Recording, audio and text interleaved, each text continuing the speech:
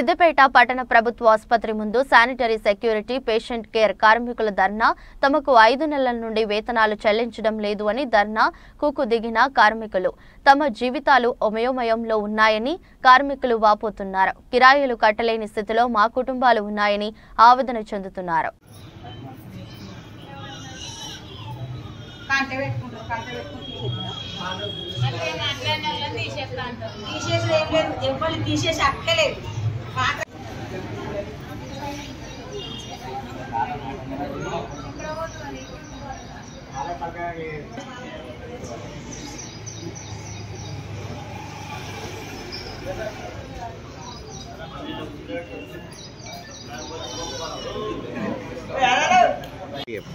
సిద్దిపేట నాది.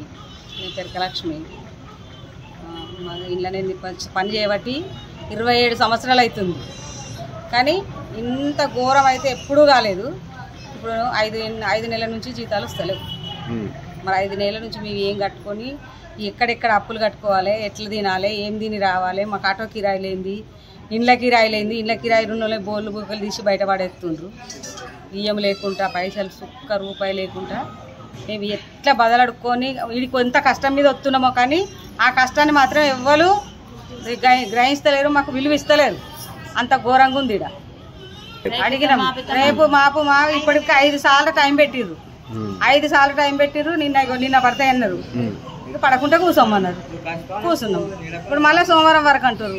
ఆ సోమవారం వరకు అంటే సోమవారం పడతాయా పడాయా తెలియదు. మళ్ళీ పండుగ ఉంది.